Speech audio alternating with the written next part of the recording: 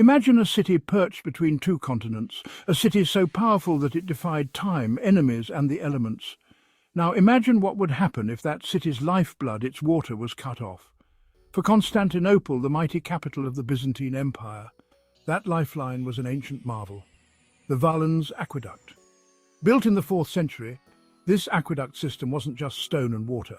It was the artery that sustained an empire for over 1,000 years.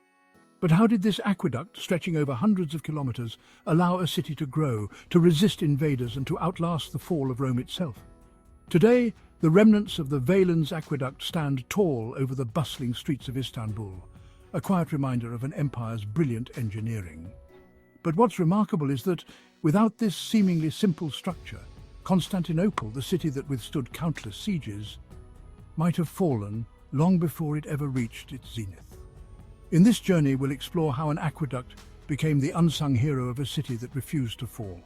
From its Roman roots to its Byzantine restoration and even its Ottoman revival, the Valens Aqueduct didn't just bring water, it brought survival.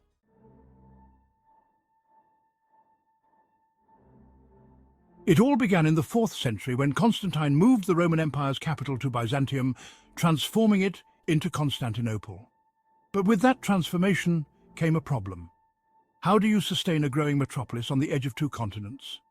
The answer lay in the hills and springs of Thrace, where Roman engineers found a way to bring life-sustaining water into the city. And bring it they did. This was no small engineering feat. The Valens Aqueduct, stretching over 426 kilometers, was the longest water system of the ancient world.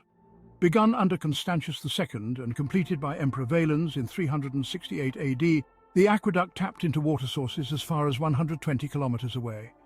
Through arched bridges, underground tunnels, and miles of masonry channels, water flowed relentlessly towards the city, crossing rugged terrain that would challenge even modern engineers. But here's the thing. Constantinople wasn't the only Roman city with aqueducts. Rome had them, Nimes had them. What set the Valens Aqueduct apart wasn't just its size. It was the fact that this system kept Constantinople alive through centuries of turmoil, plagues and sieges, while cities around the empire crumbled. While Rome's empire in the west collapsed, Constantinople thrived, and much of that success rested on the aqueduct. The system wasn't just a Roman relic. It became the backbone of Byzantine resilience, allowing the city to grow when other capitals faltered.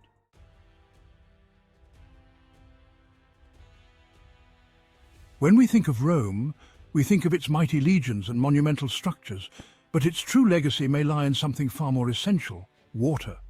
The Valens Aqueduct is proof of Roman brilliance.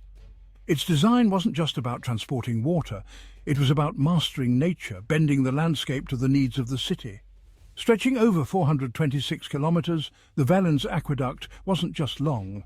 It was a complex system of tunnels, vaulted arches, and precise gradients that ensured water flowed smoothly across valleys and mountains.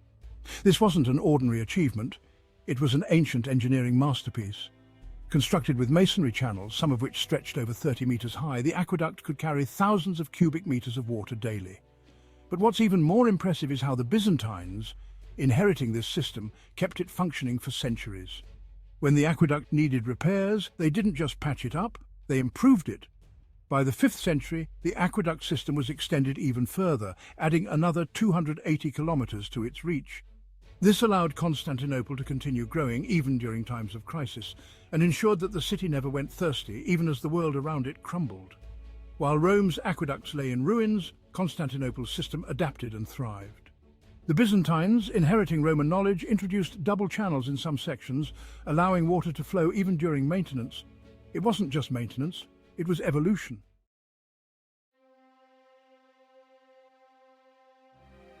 In 626, Constantinople faced one of its darkest hours. The city was under siege from the combined forces of the Avars, Persians and Slavs. Surrounded by enemies, the city's very survival hung in the balance. But more than swords and walls, it was water that would decide Constantinople's fate. In a strategic blow, the Avars managed to cut off the aqueduct, depriving the city of its primary water supply. Imagine the terror. Over 100,000 people trapped inside the walls with no water. Constantinople, the jewel of the empire, was on the brink of collapse. Yet against all odds, Constantinople held on. The aqueduct may have been severed, But the city's ingenious network of cisterns, massive underground reservoirs, allowed it to survive. The basilica cistern, still standing today, stored enough water to outlast the siege. Constantinople's resilience wasn't just in its walls, it was in its ability to adapt. As the siege wore on, the city's defenders held their ground, waiting for the moment to strike back. When the attack finally came, it wasn't just the walls of Constantinople that protected it, it was the water that kept the defenders alive. The siege broke and the aqueduct was restored. Think about it, without that water, Constantinople would have fallen. The aqueduct wasn't just a convenience, it was the key to the city's survival.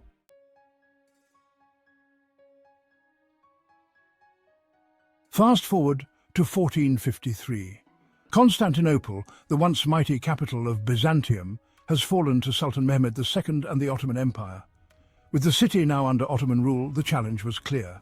How do you sustain the capital of a new empire, one that straddles east and west, just as the Byzantines had before? The answer lay in the restoration of the ancient water system. Sultan Mehmed II understood that to build his empire, he needed more than armies and fortresses. He needed water.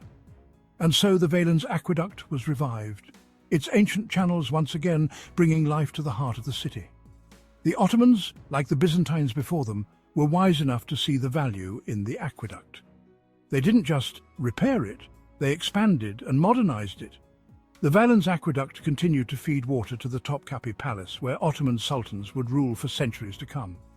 It's fascinating to think that an aqueduct built by Romans, maintained by Byzantines and restored by Ottomans, was so central to the fate of Constantinople. 3 empires, 1 lifeline. While the city's rulers may have changed, the need for water remained constant.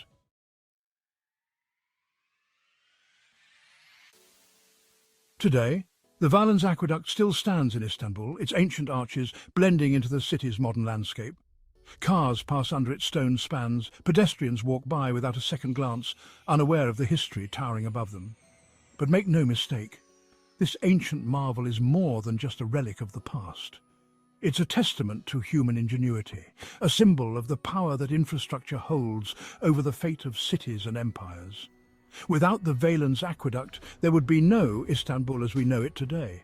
Even in the 21st century, the aqueduct continues to inspire.